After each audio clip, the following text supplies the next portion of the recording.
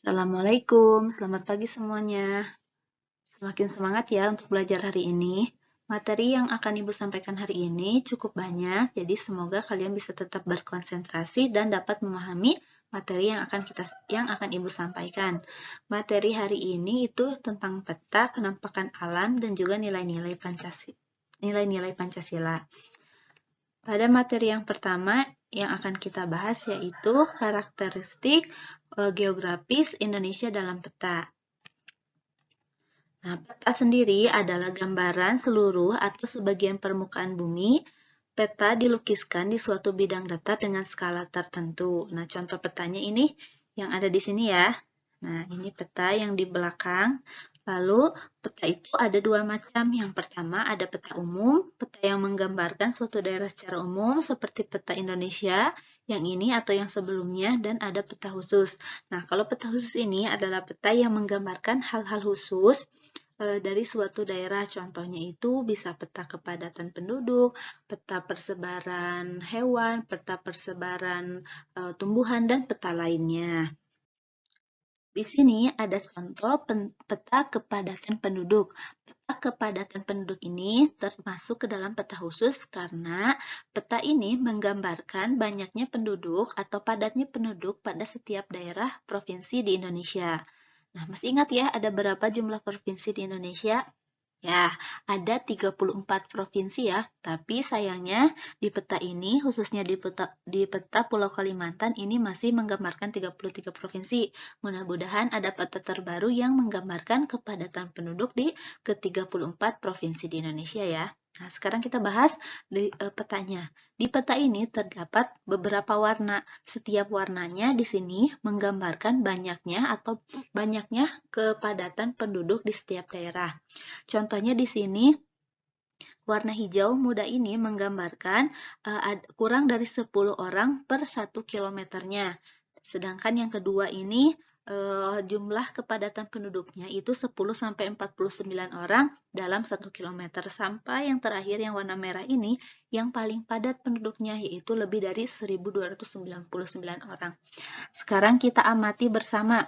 Contohnya di Pulau Sumatera ini. Nah, yang Aceh ini warnanya sama dengan yang ini ya. Nah, sama berarti di Aceh ini kepadatan penduduknya itu rata-rata 50 sampai 99 orang per 1 kilometernya. Sekarang kita lihat yang ini yang keduanya, Sumatera Utara berwarna kuning. Berarti kepadatan penduduk orang per 1 kilometernya itu sebanyak 100 sampai 99 orang. Sekarang kita lihat yang di Jawa ya, kita tinggalnya di Jawa Barat. Nah, yang ini yang warna orange, berarti di Jawa Barat itu kepadatan penduduknya berjumlah 600 sampai 129 km. Sekarang kalau di Indonesia itu ada tidak yang jumlah kepadatan penduduknya paling sedikit, yang warna hijau muda ini? Nah, ternyata ada ya, di Provinsi Papua Barat. Kalau yang merah, kepadatan penduduk yang terbanyak itu hanya ada satu, yaitu di Provinsi DKI Jakarta saja. Ya. Dapat dipahami ya? Lanjutkan ke materi selanjutnya. Nah, kalau materi ini menggambarkan peta persebaran suku bangsa yang ada di Indonesia. Indonesia itu sangat kaya akan keberagaman seperti suku bangsa, bahasa, agama, dan juga yang lainnya. Di sini kita bahas persebaran suku bangsanya. Ini hanya gambaran sebagian kecil saja sebagian suku bangsa yang ada di Indonesia. Karena sebenarnya masih banyak suku bangsa lainnya yang belum tergambarkan di peta ini. Hanya peta ini menggambarkan sebagian dari suku bangsa yang jumlahnya lumayan banyak ya di setiap daerahnya. Contohnya suku bangsa di Pulau Sumatera ini. Nah, di sini di paling atas ini suku bangsanya Aceh. Yang selanjutnya ada suku bangsa Nias yang di pulau ini. Lalu ada Batak, Minangkabau, ada Melayu ya. Melayu itu ada di Pulau Sumatera, ada di Pulau Kalimantan. Selain ada suku Melayu, ada Dayak, ada juga Banjar. Nah, selanjutnya kalau di Pulau Jawa ini ada suku Sunda, suku Betawi, suku Jawa, Madura, dan juga lain-lainnya. Di sini ada di Pulau Sulawesi ada suku Kaili, ada suku Bugis. Nah, di sini ya ada Minahasa. Lalu di pulau yang bawah ini, Bali dengan Nusa Tenggara, ada suku Bali, ada suku Sasak ya. Terus di sini di Kepulauan Maluku ada suku Ambon, ada suku Buton, sedangkan di provinsi Papua ini ada suku Biak, Dani, Asmat, Ekagi, dan juga yang lainnya. Selanjutnya kita bahas agama yang ada di Indonesia. Karena di Indonesia itu penuh dengan keberagaman, maka agama yang ada di Indonesia pun beragam ya. Nah, di sini ada 6 agama yang diakui di Indonesia. Yang pertama ada Islam yang tergambarkan dari tempat ibadahnya masjid.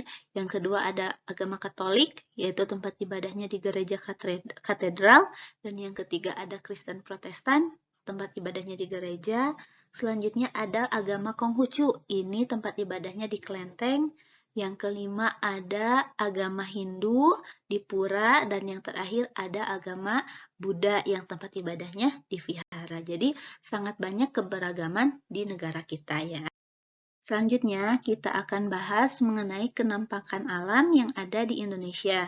Nah, kenampakan alam sendiri adalah sesuatu yang terbentuk secara alami akibat dari peristiwa yang terjadi di alam. Jadi, sudah ada atau tersedia di alam, bukan buatan manusia, tapi merupakan buatan Tuhan, ya, ciptaan Tuhan.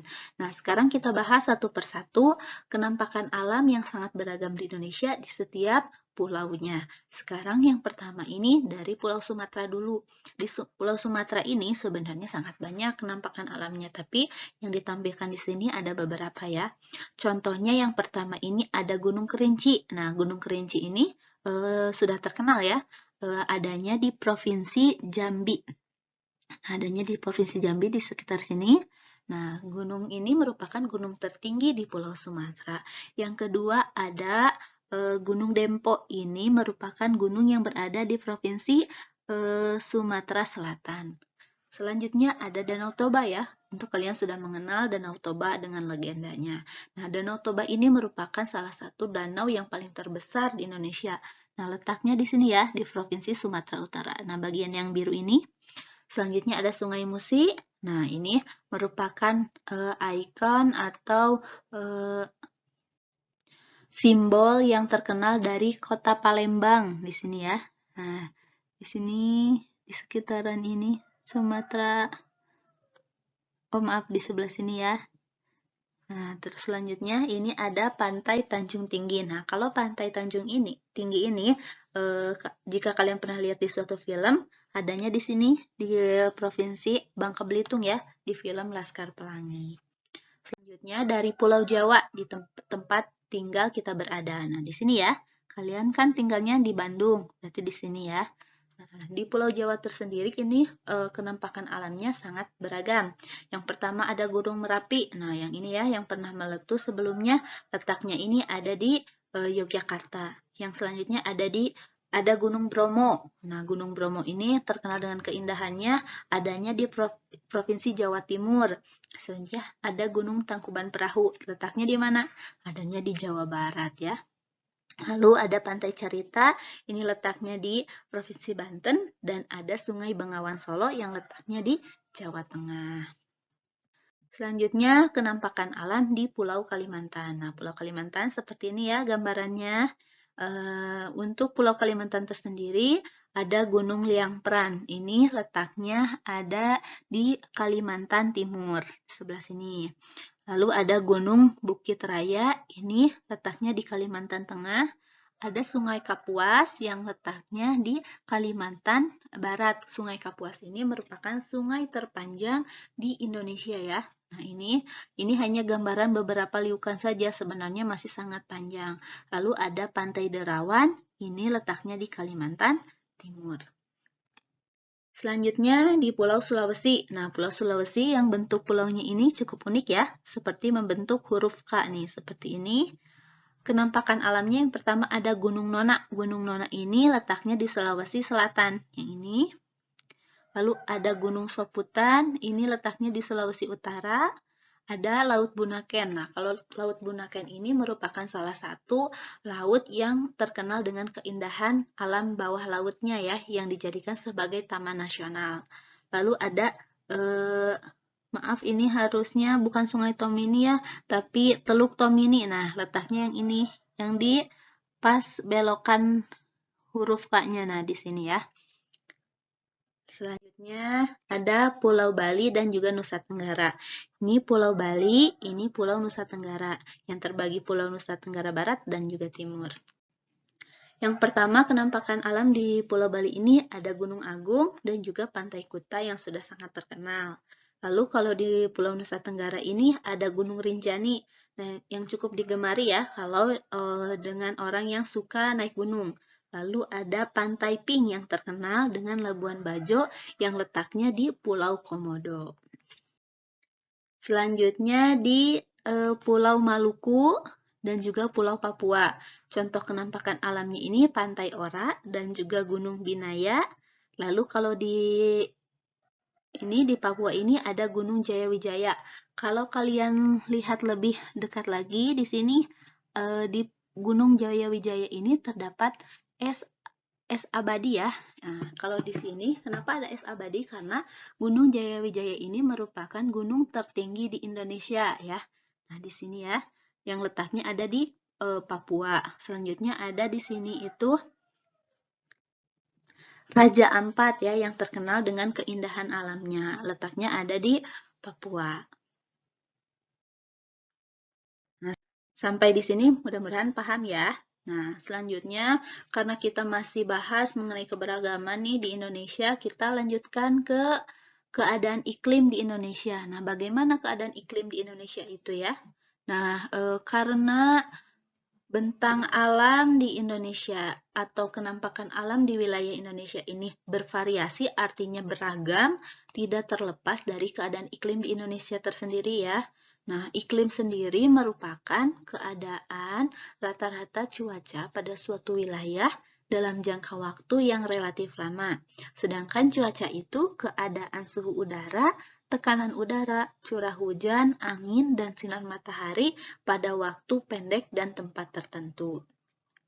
Letak astronomis Indonesia yang kemarin sudah kita bahas berada di wilayah tropis, sehingga membuat Indonesia beriklim tropis. Nah, di sini ya Indonesia letaknya, nah di sini ini ada di tengah-tengah ya. Kalau kita lihat ini menggambarkan bumi, Indonesia itu letaknya ada di tengah-tengah sehingga beriklim tropis. Suhu udara di iklim tropis itu tinggi sepanjang tahun dengan rata-ratanya kurang dari 18 derajat Celcius, yaitu sekitar 27 derajat Celcius di daerah tropis. Tidak ada perbedaan yang jauh antara suhu pada musim hujan dan suhu pada musim kemarau. Jadi relatif sama ya, relatif di sana saja gitu. Jadi tidak terlalu dingin, tidak terlalu panas. Ciri lainnya juga kalau di Indonesia jumlah lamanya siang dan malam itu hampir sama, yaitu sejumlah 12 jam. Selanjutnya, nah di sini ada pengaruh iklim pada flora dan fauna. Selain mempengaruhi ya tadi karena letak astronomisnya di daerah tropis, jadi hanya ada 2 musim, panas dan hujan saja. Di sini juga pengaruhnya pada flora atau tumbuhan dan fauna terhadap hewan juga ya. Iklim ini memiliki peranan yang penting bagi persebaran flora dan fauna di setiap daerah. Dalam iklim terdapat faktor kelembapan, suhu udara, dan juga angin. Kelembaban udara dan suhu udara sangat penting bagi pertumbuhan fisik tumbuhan, sedangkan angin dapat mempengaruhi proses penyerbukan tumbuhan. Nah, jika kalian lihat di sini amati peta persebaran flora ini hanya sebagian kecil saja ya sebenarnya.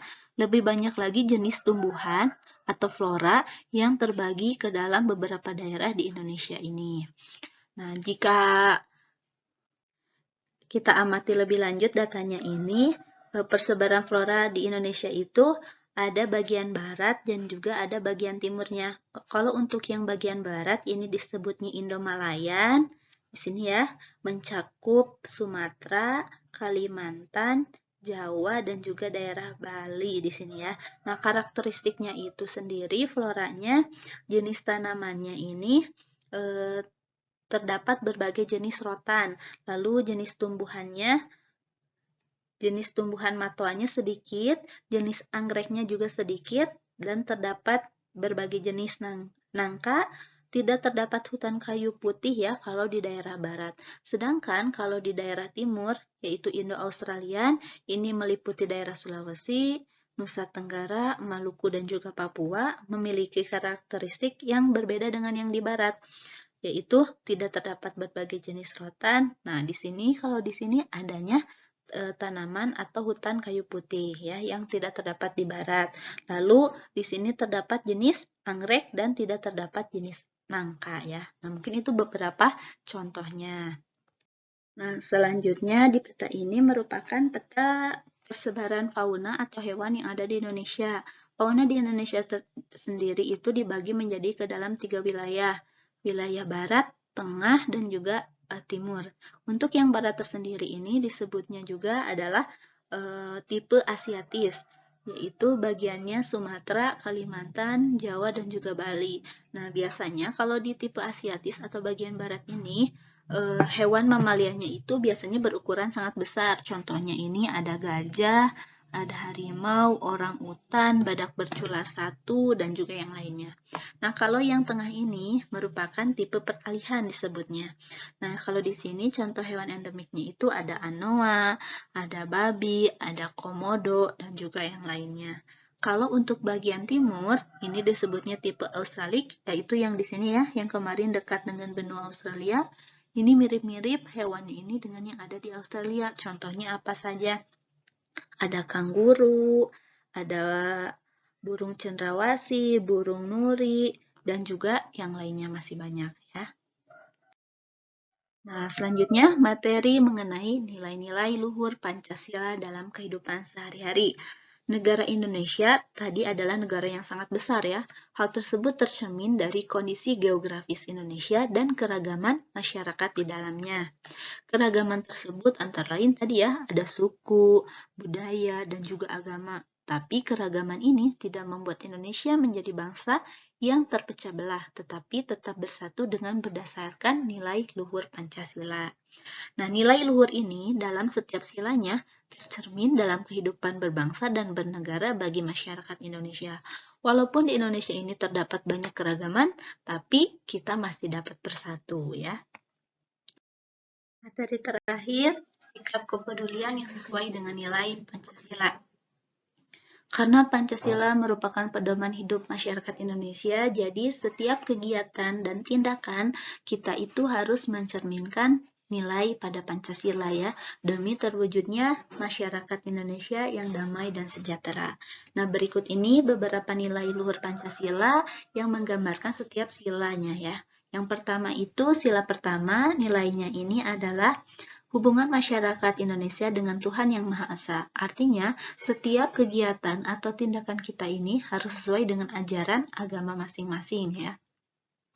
Lalu yang kedua, nilainya ini hubungan antar manusia merupakan hubungan yang sama derajatnya. Artinya tidak ada perbedaan, dengan sesama manusia itu harus saling tolong-menolong tanpa menilai apapun dari dirinya, karena manusia ini merupakan makhluk sosial yang dalam hidupnya ini selalu membutuhkan orang lain ya, tidak bisa hidup sendiri. Yang selanjutnya nilai kebangsaan dalam masyarakat Indonesia yang bersatu. Karena Indonesia ini terdiri dari berbagai keragaman, yang perlu diutamakan adalah persatuan tanpa memandang suku, agama, dan hal yang lainnya. Nah, selanjutnya nilai yang keempat, pada sila keempat, musyawarah untuk mencapai mufakat dalam menyelesaikan masalah yang ada. Artinya, setiap masalah yang ada harus diselesaikan bersama, tidak bisa secara sepihak saja. Caranya dengan musyawarah untuk mencapai mufakat atau kesepakatan. Yang terakhir, nilai pada sila kelima, setiap warga negara perlu berupaya mewujudkan keadilan sosial dalam masyarakat. Artinya keadilan itu sama bagi seluruh warga, tidak ada perbedaan dari segi apapun ya, dari segi agama atau status sosial atau yang lainnya. Dan yang mewujudkannya itu tidak bisa hanya secara sepihak saja, tapi harus oleh seluruh warga masyarakat.